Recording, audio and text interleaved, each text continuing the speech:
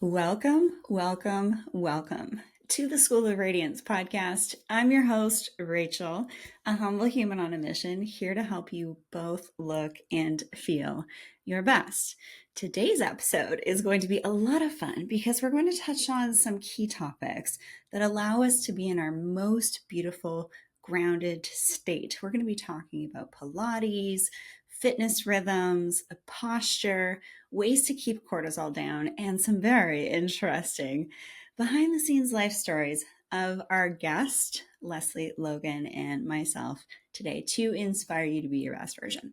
Let me tell you a little bit about our guest. We have Lesley Logan, NCPT, so she's a properly certified Pilates instructor, and also a habits, mindset, and breathwork coach. She's the co-founder of onlinepilatesclasses.com, the largest catalog of free Pilates tutorials, and the only on-demand platform that helps Pilates lovers of all levels have accountability and community. Lesley has been teaching since 2008 and was trained by one of Joseph Pilates' clients, making her a second-generation instructor.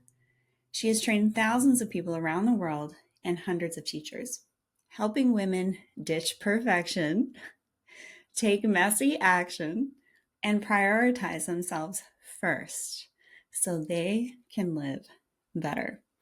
Welcome, welcome, welcome to the show, Lesley Logan. How are you today? And of course, what is Radiance to you? Oh, Rachel, I am great. I'm so excited to be here. So this is a perfect part of the day that I get to do is get to meet you and chat with everyone. And radiance to me, I think it's an energy, right?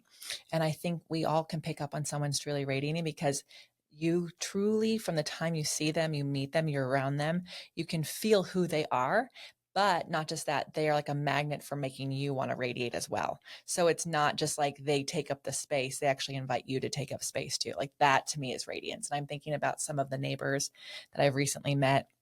When I walk outside, I know that like because they radiate themselves, it makes me want like you can forget everything that's going on in your day and you just want to be yourself around them. So to me, radiance is this call in energy that comes around to everyone that they're surrounded by. Ooh, that's one of the best descriptions I have come across. That was very cool. And to add to that, yes, there's a high degree of magnetism that can be observed in someone who's radiant. And it's about stepping into it. Mhm. It's about actually choosing to be Yeah. that super high vibe, gorgeous, grounded, of integrity, loyal king and queen that's here to live their best lives. So, Yeah. how can we incorporate different practices to help us achieve just that in our daily physical practices?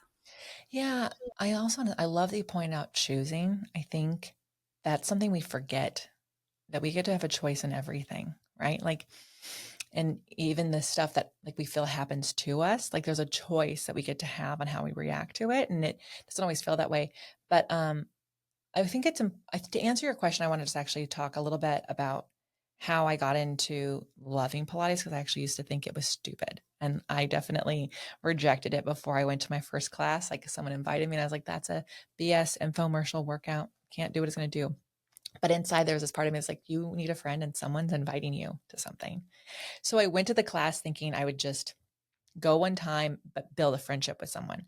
And prior to that, I grew up in a small town and I just never really felt like I belonged. And then I went to college and I felt like an outsider there. I felt like just such a weirdo. I'm also an Aquarius, so we are a weirdo, but still, like I felt like a weirdo.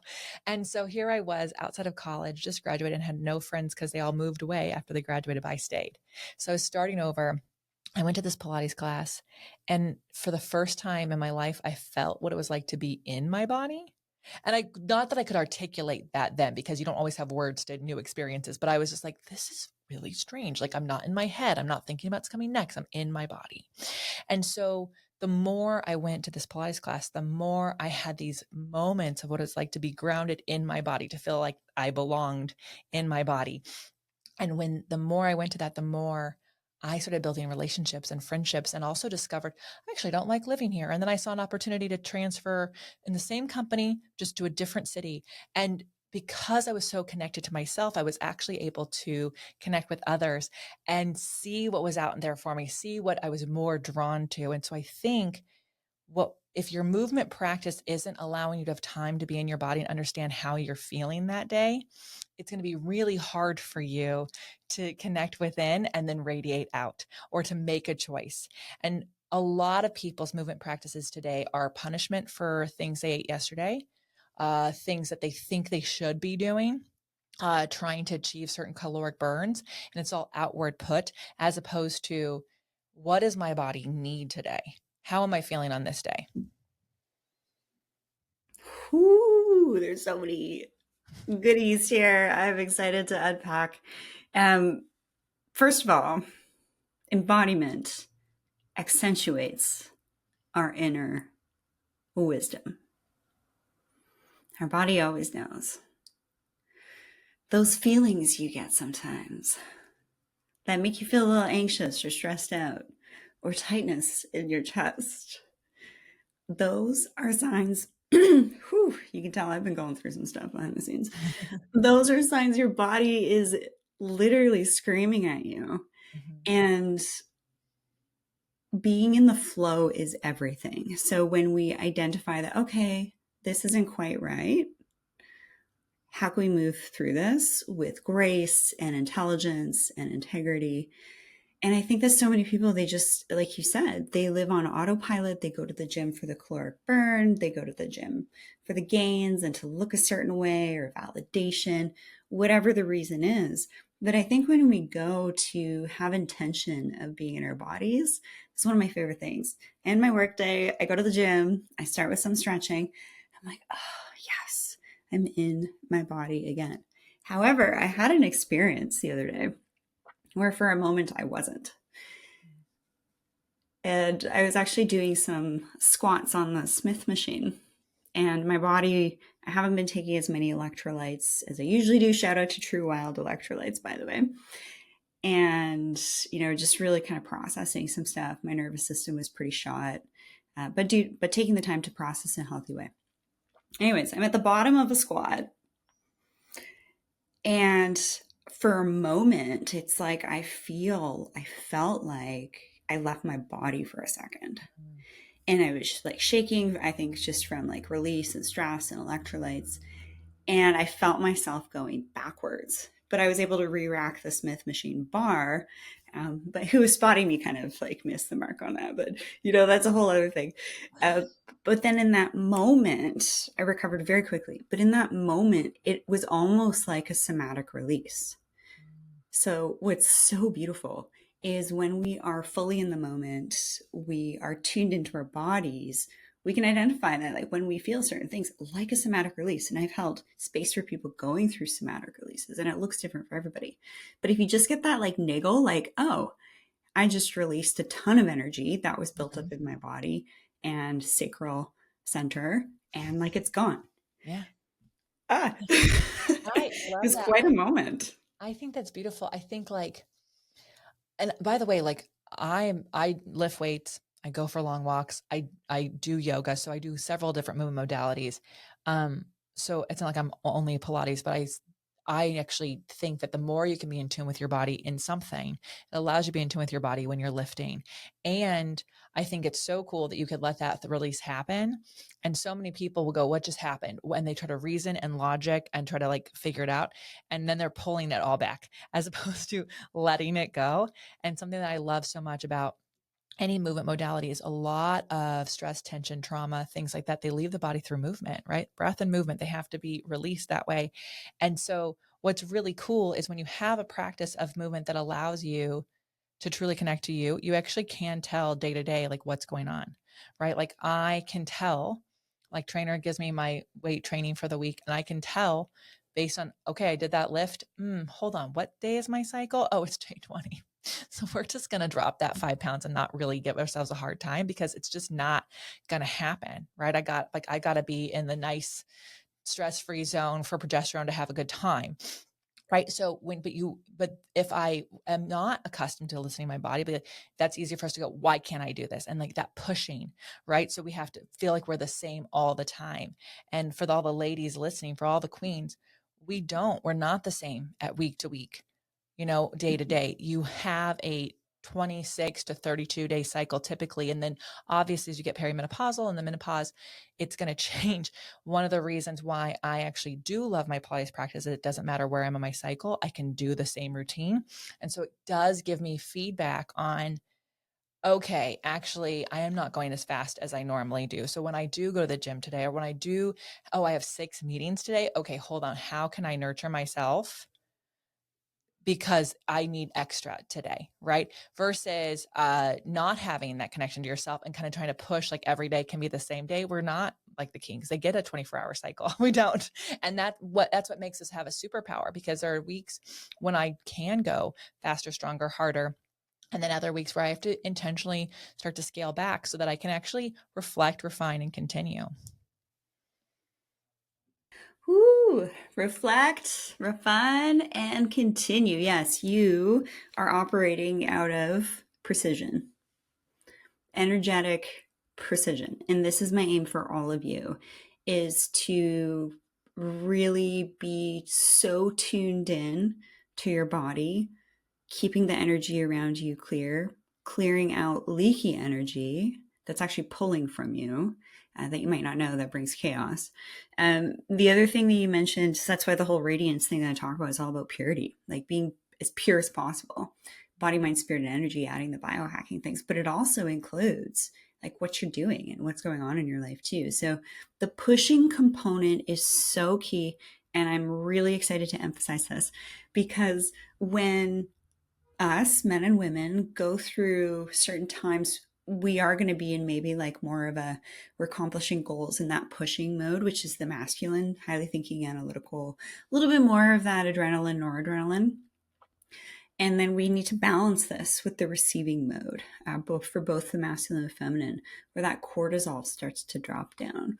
We get that dopamine, we get that oxytocin, we get that bonding, which is exactly what you got from saying yes to trying something new, doing something new with a girlfriend and going to Pilates. And that's what makes you magnetic. People pick up on that. They'll pick up on when your frequency is so clear and precise.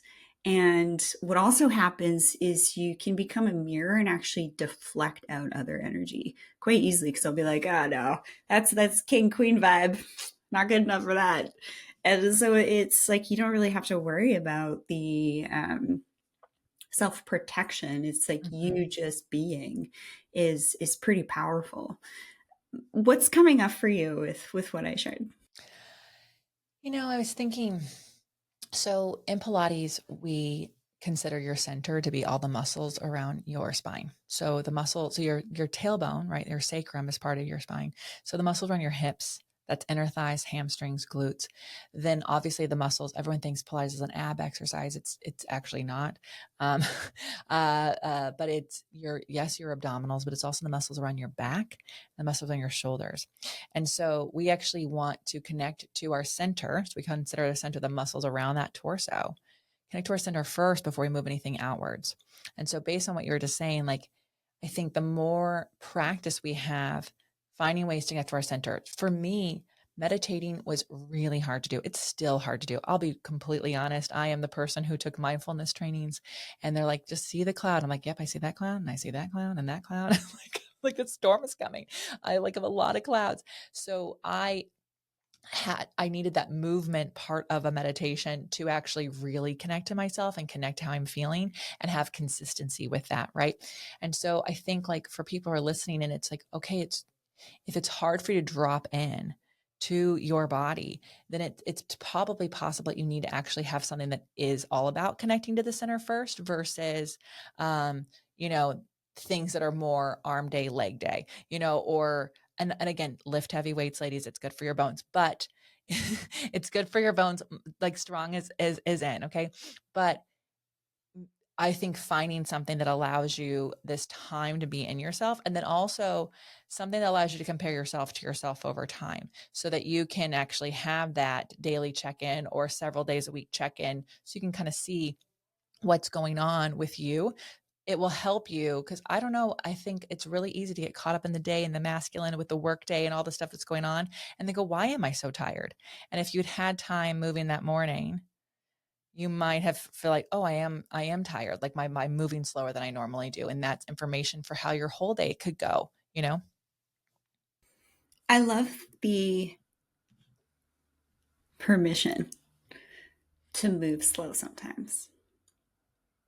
Because actually, in the slowness and the peace between in lives is where the aha moments, it's where the integration and the evolution happens, Mhm. right? So when we have a rhythm of what you're talking about, I think having a rhythm is really wise. And being in rhythm and flow with your daily life and things like that, adding things that are fun, activities, things with friends, your work or whatever you're doing is part of your purpose. And being in this just beautiful, very precise, high vibe state is gorgeous. So when the rhythm gets rocked a little bit, you can be metabolically and from an emotional intelligence perspective, you can still stay grounded and then get back to your rhythm. But the rhythm piece, I think, is so incredibly key. Having that routine, the sleep routine, your diet, your movement, doing the things that fill you up, but also taking that space in the time between to be more quiet and kind of like find your equilibrium and all of that. And I think that so many people, they just like fill the space with noise and they Yeah. don't actually, because this episode is all about really embodiment and what that's like in reducing stress. And it's the mindfulness meditation stuff, I think is key, and breath work is key to, like, if you're ever, if for those of you listening, you're stressed out, just do some simple breath work. So 4 seconds in, hold it for 4 seconds, let it out for 4 to 8 seconds. Mhm. Do maybe 4 or 5 cycles of that. And what that's going to do is going to put you into more of a parasympathetic state, and you'll be able to be more precise and clear in that state as opposed to, potentially more chaotic and erratic. And so just I love doing that multiple times a day. And one of the other things is when we're present with our bodies and we're present in our lives, that's actually an act of love to ourselves and others. Yeah, so self-care is not selfish in any way, and in fact, it's selfless. And I actually think it is completely selfish for any person to be putting other people in front of their self-care. Um, uh, my parents are older, right? Not my mom is a young mom, my dad was an older dad. So my dad is going to be 73 next month, and he is younger than my mom for sure in health and stamina. And one of the things that like I have talked with her about is like, you do understand that in a height of a where I am in my career, where I am going with my life, I don't have the money and time to take care of your health. And because you haven't taken care of yourself your whole life, now your health and you are going to be a burden on me and your other children. And it's not like, and I think that that can sound really harsh, but it's an honest conversation of how are we taking care of ourselves so that we are autonomous and independent. As long, if she was 80, this is a different story. If she was 70, different story. She's in her early 60s and we're having some struggles, and I love her. And I am also mad because my whole life she still puts other people in front of her, and she doesn't even have kids at home. So I think like the more we can prioritize how we take care of ourselves, what it does is for every person around you, it actually gives them permission, and people learn by actions. So, that's what actions are caught, not taught. And so you actually are creating people around you who are also taking care of themselves, and then imagine what that does for relationships and in the future, but also conversations in the present. The other thing that I think is really important is you brought up rhythm. So as your life changes, your rhythms change, right? I used to get up at 4:30 in the morning and I used to go for a run, and then I would go and work out, and then I would do my Pilates in the afternoon. I not only did I move to a town that's a little hotter 3 months of the year, that makes it a little harder to run outside, but I am 42, and running for an extended period of time only feels good couple weeks of the month. And so it's not really a thing that like, I'm like, oh, I want to go for a run all the time. There's like a couple days a month. I'm like, yes, let's do that. The rest of the time it's like, we really don't need to do that. So allowing yourself, the more you have a relationship with yourself and how you feel, you're able to make decisions. And if you're like, this is overwhelming, one of the best things I ever did was just write down, what are all the things that I think could make me feel good? What are all the self-care tips I've heard or tools I've heard or things? Write them down. And then when you put blocks of time in, start with a morning block, have an afternoon block, have an evening block, and have that list in that block and go, okay, well, of these things, what sounds good right now? And then test it. I think going back to perfection, if you were like, I have to get this rhythm right, and I set aside this 2 hours and I hated what I did, well, that's not a failure. You actually tested it, and maybe it's actually better for you in the evening. Maybe it's better for you in the afternoon. Maybe it's better for you in 5 years, right? So giving yourself permission to experiment, just like you experiment with, am I doing more hydration with this company in the morning, or am I doing supplements? Does this supplement work for me? Like all the biohacking stuff, you have to experiment with that as well, right? Similarly, you'll do that with your self-care stuff, and you'll figure out a nice rhythm. And then if we can talk a little about how habits are built, I would love to just dive into a quick tip on that. So I had the pleasure of studying with BJ Fogg, who wrote Tiny Habits. And I actually think Tiny Habits is the best habits book in the world. I've read them all. I'm telling you, this one's the best. And he reads his own book, and he's a sweet, lovely voice. I'm Anyways, downloading the Audible right now. it's so good on Audible. You can definitely listen on a 1.5 speed. I feel like all books can be read a little bit faster. But at any rate, you take a goal that you have for yourself or an idea, right? I want to, in his book, he talks about, I need to get more sleep. Okay. And then you write down, what are all the different ways I can get more sleep? You just brain dump all the different ways you can get more sleep, like just anything you think could work. I could do less screen time at night. I could do this, all these things. And then he has you take a piece of paper and do 4 quadrants. So a vertical line and a horizontal line. And on the vertical line at the top, you're going to put easy to do. And at the bottom, you're going to put hard to do. And on the horizontal line, on the right side, you're going to put want to do. And on the left, you'll say don't want to do. And then you take all these ideas and just get really honest with yourself. How easy is this for me to do? Okay, maybe it's super easy, but you don't want to do it. Well, that's going to put it on the left quadrant, right? Maybe it's actually really hard and you want to do it. Let's be on the bottom right. Eventually, you'll do all these things. You're going to see this top right corner should have like 2 or 3 ideas. And then you're going to go, okay, these are the 2 to 3 ideas that are easy to do, I think. And I kind of want to do them. Okay, so this way we're not waiting for motivation because we don't need it, because we kind of already want to do it. Right? You need motivation when something's really difficult to get started. You can't rely on it. And so you have to find something that's a little easier to do, because we're going to start something new. And then you have to make it as small as possible. And this is going to frustrate my recovering perfectionists and overachievers. Hi, I see you. I am you. We will be in recovery forever, because to be recovered would be perfectionisty, I think. But you'll break it down to something so small. So maybe it is no screen time at night. Okay, well then what if you just turn off your phone 10 minutes before bed? Not 2 hours. That's a big deal. Like you might not have the rhythm and routines of what you can do without your phone for the last 2 hours of a day. So start with 10. When that feels easy, then you can go to 15 and 20, and eventually you'll be like, okay, I'm good. I can do 2 hours. But you got to start small. And then this is a key. We brought up hormones earlier.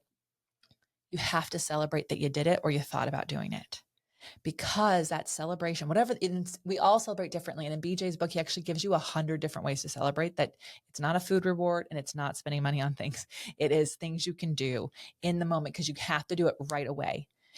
When you do that, you create this dopamine high that your brain loves. And guess what? That is what creates habits quickly. You can create a habit in an instant based on the hormone that you cause around the thing.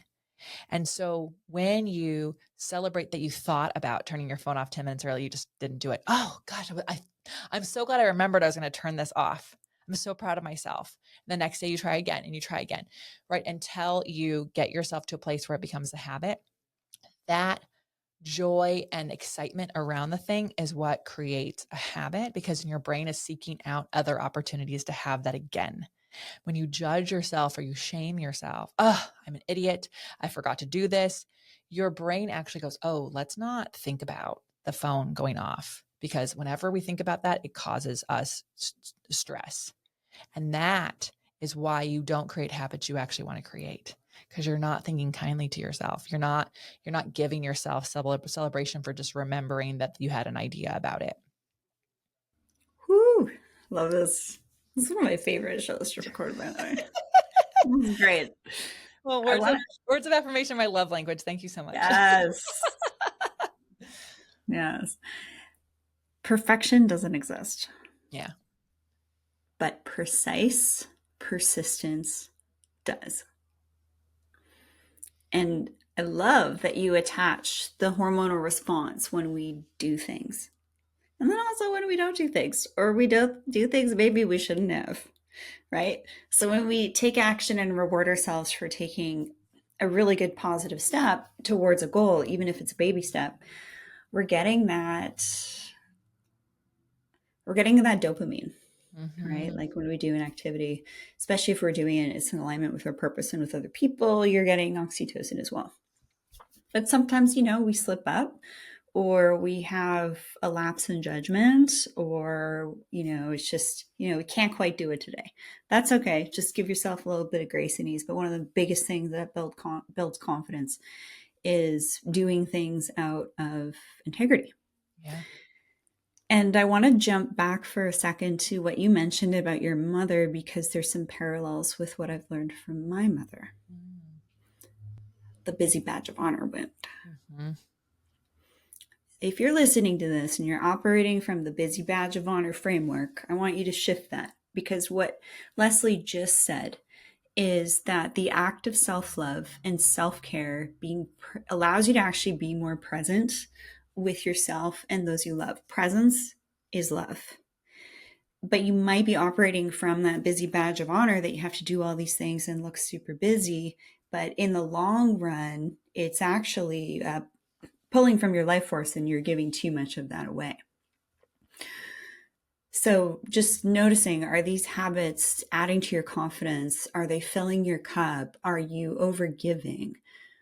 Or are you able to switch and be in that beautiful receiving mode and working out and getting into your body? You're receiving that present moment awareness and you're building upon your own embodiment and really tuning into who you are and how you can enhance how you operate. And my intention for all of you is to just get so clear and precise at all of this. You mentioned magnetism. When you enter a room, you shift the energy. And I love identifying people that do this. And I also had an experience the other night where, I was out with some friends and some random person came up to me and was just like, oh, that person over there, they raised the whole vibe of the room. I've actually never come across some random person telling me about some other person that raised the vibe of the room. And I mean, I already knew this, but to like have that was pretty cool. So I was like, oh, I see, brother. It takes one to know one kind of thing. I I think love this that. is what a great way to operate though, of like having the intention of showing up and like raising the vibe for everybody. Yeah. And you can do that anywhere. Um, look, I am definitely someone, my husband and I run 3 companies together. So it's not like there's not a lot to do on the phone. And when I fly with him, typically one of us is on the phone and the other one is guiding the crowd. Like it happens, right? You kind of like, okay, we've got internet. Let's get these calls out. Let's get these emails. You do it. But the other day I was flying by myself, and because I was by myself, I was like, okay, obviously I need to watch where I'm going. And I'm going to tell you, I'm so glad I had this experience because I actually have changed how I fly ever since then. I had no phone in my hand because I was watching where I was going. And I was telling you guys right now, I was in a sweatsuit jumpsuit. So this is not like I was wearing something. It was all black. It was not a bright color, but I had my hair down and I'm like I walking. see you, empath hiding in black. Yeah.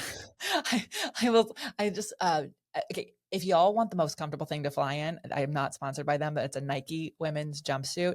It actually is fitted around the waist, but it's wide legged, long sleeves, so you don't get cold on the plane. Anyways, it has a little flattering on the waistband, but so here I am walking with my tennis shoes, got my bag, whatever, and my thing.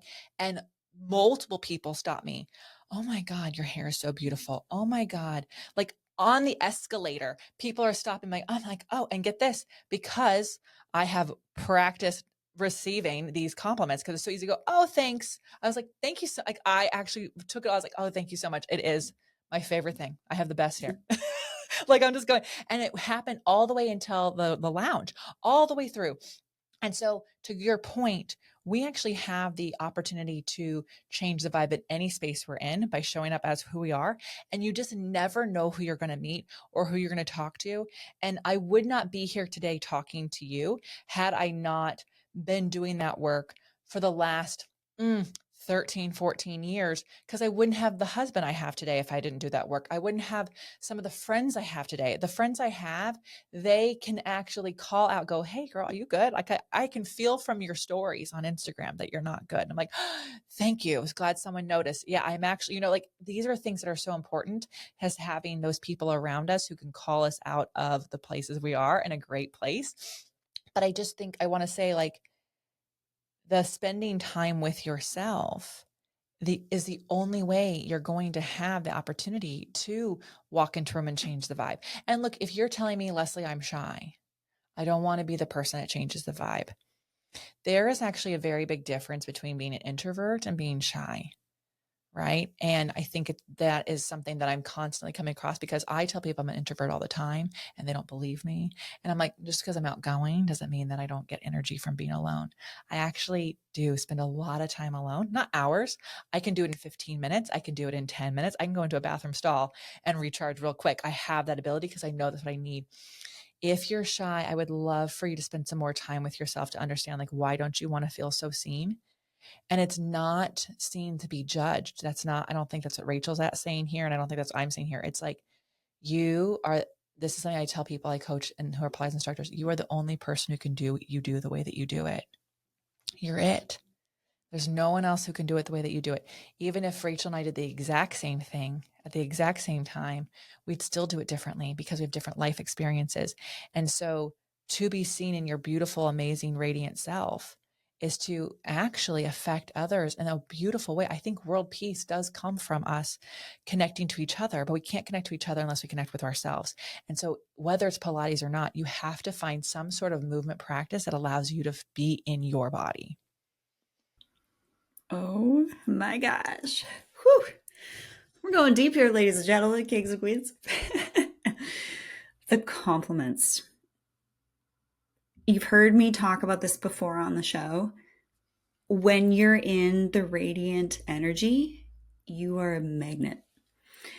And you receive back on all the beautiful effort, the precise intention of you raising your vibe, being healthy, taking care of your skin, doing your makeup, doing your hair, putting that cute outfit on, being pleasant, being peaceful. You get the validation of that work through compliments. So what you did was receiving those compliments. And what I always like to do right after that, like immediately in the moment, is find a way how I can also reciprocate and provide a compliment back. Because when I'm seen from someone and I know the work that I do and I know what I'm here to do, there's something in them that they also need to be validated too. And it's going to inspire them and brighten their day. So they could, have that trickle down effect. Exactly. Peace and unity. I love that you said that. And I will say, one thing that my mother does is she doesn't pass a human without giving them a compliment. I mean, a crowded mall, that's not happening, but like we have an annual trip we do together, and we cannot pass a person at this resort or have a waiter or a waitress or she finds a way to compliment them in some way. And it's not like it's a canned thing. It's like, oh, I like it's every single person. She's like, oh my God, you have a beautiful profile. She's like, that coat is perfect on you. It's amazing to me. And so I think like, um, I think, yes, receiving. And I love that additional giving something back. I think that's beautiful. Okay. Why don't you want to be seen? Think about this for a second. For those of you tuning in, why is it sometimes you don't want to be seen? This is usually tied to a reason or a past experience when you didn't feel safe. Mm-hmm. So think about this for a hot second, because for you, guarding yourself and not putting yourself out there, you're missing out on beautiful experiences and exchanges in your own personal journey and growth and development and impact. So think about what has been a trigger, getting back to the body and embodiment here. What has been something that's happened that you felt in your body? What was that around? What did you feel? What did you do afterwards?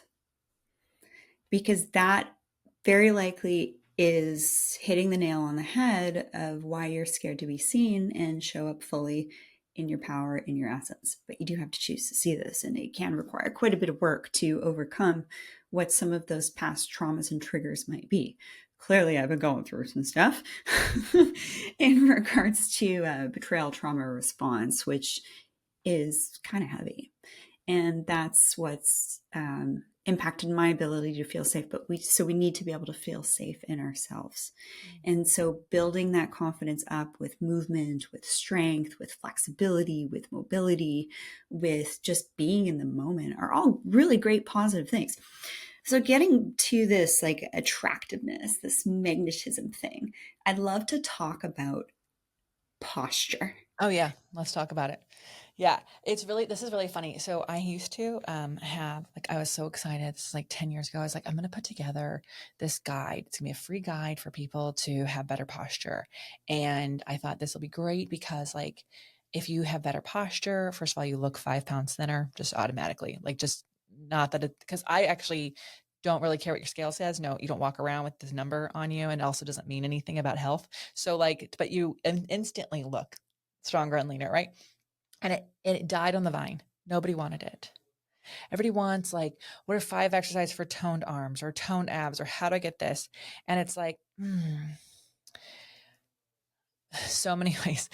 Nutrition that works just for your body, hormone balance, and sleep are huge parts of like what the scale says. But your posture, you guys, your posture is so important. And here's a couple things. First of all, they have found in research that the further forward your head is on your body, so that's that tech neck that people talk about, but like it's getting worse. You can see it in children. It's really starting to make me quite nervous for the kids that are growing up, but adults as well. The further forward your head gets from your spine on an alignment, the more likely to see anything coming towards you as a threat and not as support or help or just someone walking by.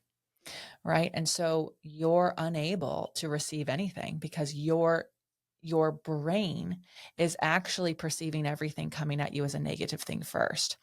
Right. So we have to get our heads back on our spine first and foremost. The other thing is when your head is more forward on your body, it actually affects your pelvic floor.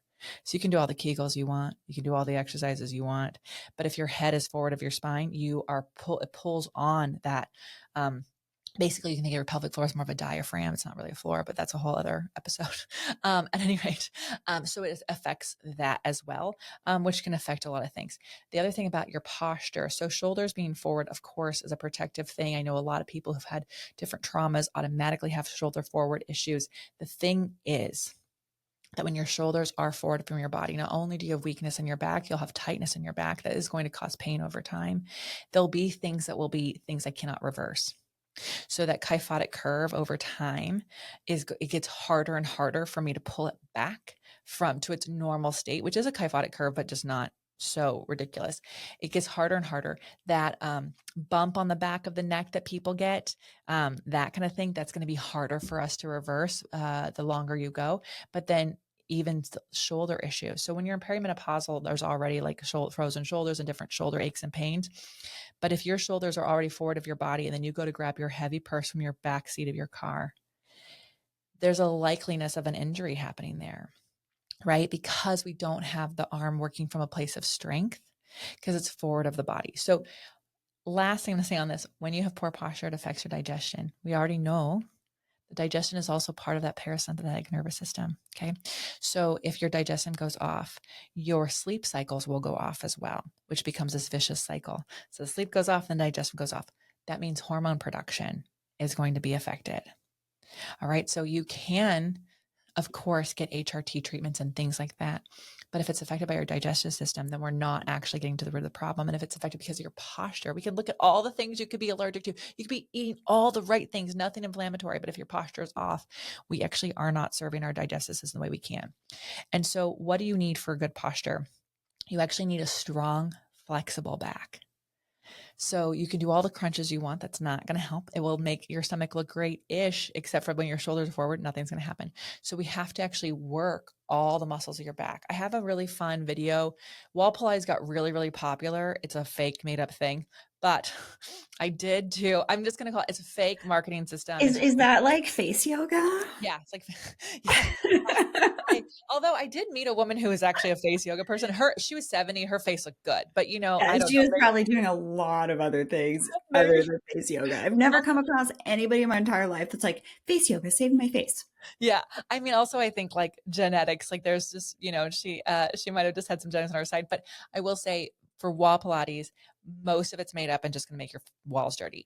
But there are some exercises that are Pilates that Joe created that use the wall that can absolutely be a great gateway to good posture. I made the video on YouTube. It's free. You can just look at my name and wall Pilates. Please don't look at other people's. I cannot say that theirs is real, but mine will get your shoulder. You'll see how far your head is from the wall and how far your shoulders are from the wall. And you can start working from that space and you can do it every day, right? It's something super, super How's my posture? it's actually really great. Yeah, there you go. Little double chin and you're good. I know this sounds weird. No, do a little double chin. Just a little yeah, not too much. Somewhere in I'm between there. doing my neck Yeah. exercises. Sometimes I do Yeah. this at the gym and people are like, Yes. what is So she doing? most people's necks bother them in a Pilates class because it's Yeah. weak, right? And so their core is weak because their posture is off. And so at any rate, we have to strengthen your back. And of course, we'll strengthen your core at the same time. But when we strengthen your back, the cool thing, I had poor posture growing up. I've been 5'9" since the sixth grade. And my mother would always say shoulders back. And shoulders back is not wrong. It's also not helpful because shoulders back, if we all do that, notice that your upper traps activate, right? So that is too much of that. We actually want the shoulders wide. And the more width we have across our shoulders means we have more strength. Our arms can work from a much better space, but also you have this thing that just radiates. We all just get it. So I strongly encourage people if you are wanting to look confident, I always want being until you see it. Getting your posture right is going to help you feel more confident. And if you listen to Amy Cuddy's TED Talk, there's a whole scientific thing about staying in the Wonder Woman position for 5 minutes actually exudes confidence. Yeah, if you stand like that for 5 minutes and you go into anything, you automatically think that you're better than you are. It's this great thing versus if you sit with your shoulders forward, you actually bring in a different energy. So everyone listening, you can stand the Wonder Woman stance. It's going to give you this dose of dopamine that you can do what you're about to do. But the stronger we make your posture, the more you don't have to think about it. So I've been was a Pilates instructor for 2 years and someone goes, oh my God, your posture. And I was like, oh my God, I did it. Cause I wasn't thinking about it for the first time in my life. I wasn't thinking about my posture. It just did it on its own. Posture. Love this. Mhm. Looking back at myself, many years ago, I hardly recognize myself. And this is the kind of stuff I teach in the membership, like the behind the scenes things that actually makes you magnetic and beautiful and radiant. But I'm going to give a little contrast here. When I saw previous photos and videos of myself, even just from a couple years ago, I don't even recognize myself. I see myself as someone who was scared to be seen, didn't feel safe, and just straight up wasn't loved properly. And now I see myself now in a totally different light, but it's not passive. Good posture, and I love having an awareness of this for yourself, but also in regards to discerning other people, places, things, situations, work, personal.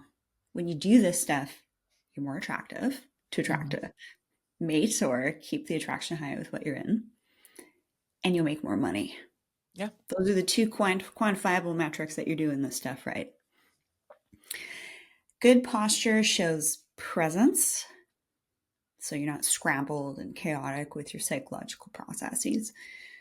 Power, I do the superwoman pose all the time in the gym. When I'm moving and I'm stretching, I have like a little bit of a sway. So I'm also releasing my fascia and just keeping that feminine vibe on point.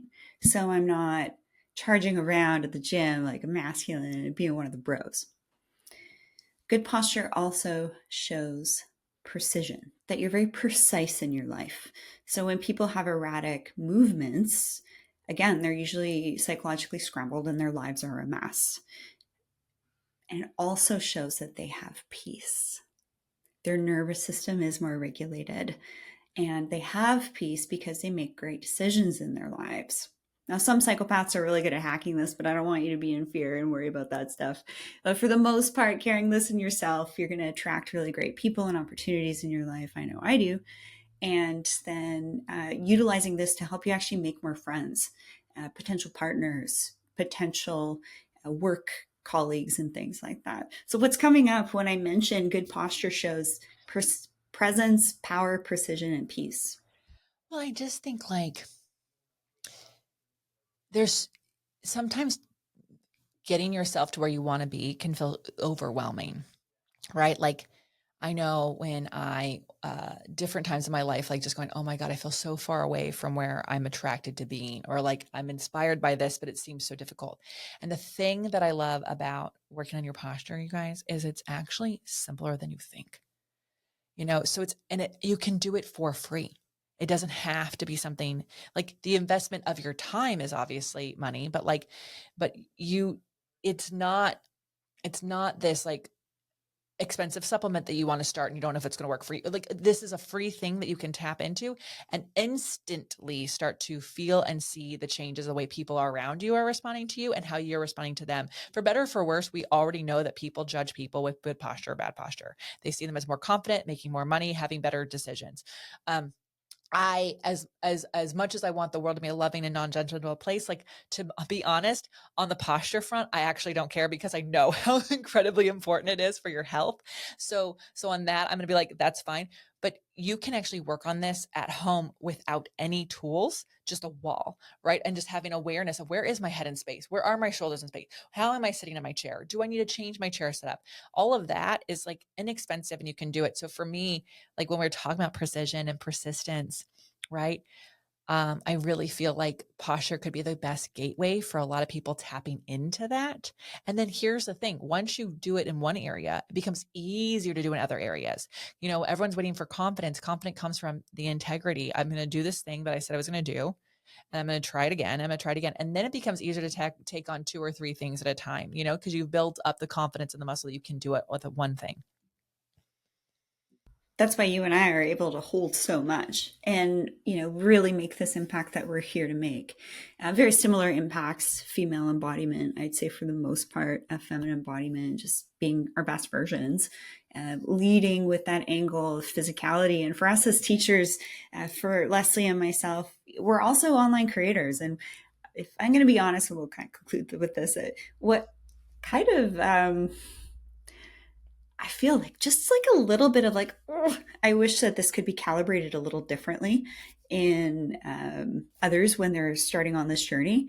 Is what would make me most happy is to see more people asking the right questions and more precise questions in regards to the areas of expertise like Pilates, physical fitness, skin, rejuvenation, beauty, longevity, and of course, radiance, and how all of these things are encompassed in it. It's not like, what's the best Pilates workout? It's like, well, how can I actually show up to be my most beautiful high five version? And all of those things that they entail. Oh, Rachel, from your lips to God's ears. I wish, because obviously I'm in the fitness space. So the questions I get are not the questions I want to answer. What are the 5 exercises that tone my arms the fastest? I don't want to answer that question. And also no media actually wants to produce the answer, which is like, none. But let's talk about why you should have strong arms and and why it's okay if it takes 10 exercises. I really think that, to your point, I would love for people to go, what do I need? Like, I wish that was a first question people ask themselves. I think the reason it's not is because we're so indoctrined as children to do what we're told to do. And so people are like kind of waiting to be told what to do. And what really all the people that everyone listening to is attracted to that we think are confident, none of those people are waiting to be told what to do. They're asking, what do I need to do? And if you are in a perimenopausal state, if you're over 40, you probably are, or if you're post, the more connected you are to yourself, the easier it is to go through all of the things that are going through our body in a non-judgmental way, in a very much supported way. What do I need right now? And getting people in your life on board with that. And so if you are in tune with yourself and going, what do I need right now? What do I need right now? What would make this better? What would make me feel better? Those are the questions. So I'm with you. I wish people asked that. I think, unfortunately, they've never been given enough permission. Oh, well, y'all have permission to, stop asking that question. What's the best Yeah. moisturizer? I'm I gonna know. kick out of because Thankfully, thank God, I know I knew neighbor is an esthetician, and I said, "Don't worry, I'm not gonna ask you what the best moisturizer is." She said, "Thank you."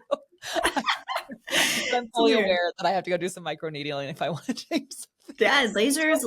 Let's do a consultation. I'll send you a link to book a one-on-one consult, and I'll get you Yeah, set up. yeah. But, You're coming to I see me. yes. In a couple months, we'll meet. So I'll Yeah, take care of yeah. you. I love it, but I think that it takes some time getting to know yourself to actually know what questions to ask. And so if you are someone who found Rachel or me by asking like, what's the best Pilates workout or what is the best moisturizer? The cool thing is that part of your intuition led you there because you were drawn to the authenticity and integrity that people like us put out there, and we can magnet and then hopefully like help you understand. Like I joke with my mentor that I was like, I was the person who thought Pilates was an infomercial workout. And now I'm like the biggest like proponent of Pilates for every single body, no matter what you have access to, no matter what your income levels are, like there's something for you to do. And so sometimes we reject what we need because we're like that, we're not ready to accept that assistance yet. And so I think it's okay to start where you are, but also, you know, I think if you found this podcast episode, there's a part of you that's wanting to listen to like, what's going on? What is that? What am I feeling right now? How deep does this rabbit hole go? Yeah. So going against the grain, don't be a black sheep. Negative connotations with that, not being seen, being rejected, not being loved, being misunderstood. Switch that to be the powerful lamb. And I Yeah. love to end that because for those of you in this on that notion, for those of you here, you're turning into this information, you're making a beautiful positive step with precision into the right direction. That's going to help fulfill your life's purpose because you're going to be more powerful and you're going to be more beautiful and radiant and present in the process and have more peace along that too. So good job, everybody. Lesley and I both see you. Lesley, where can people find you? Yeah. So I hang out on Instagram and YouTube. Those are my two favorite places to be because I think the people are the nicest. So Lesley.Logan is Instagram. And then onlinepilatesclasses.com, that's where you'll find YouTube and on my website. We have tons of free resources and lots of ways for you to start getting Pilates in your body and tap into it without having to commit if you don't want to. We totally appreciate like you being on your journey. So that's where you can go. Fabulous. And you're also hosting some upcoming events and you're coming up to my neck of the woods, the Pacific Northwest. And Yeah, we have, depending on when this is airing, we have a huge summer tour, 18 cities. We'll be heading from Phoenix up to Vancouver, Kamloops, Calgary, and then back down into Nevada. So that is really fun. opc.me/tour is that. And that way, if you listen to this any time of year, we actually do 2 tours a year. So there's a chance that you'll see us coming to a city near you. And our goal is just to bring people together who would like to be moved and have their cup filled and be supported in a really amazing space. We have lots of prizes we give away, lots of hugs, and answering any questions people have when it comes to their practice and making sure that they're doing it the right exercises for their body. So it's a lot of fun. It's one of my favorite things that I get to do. And we bring our dog. It's great.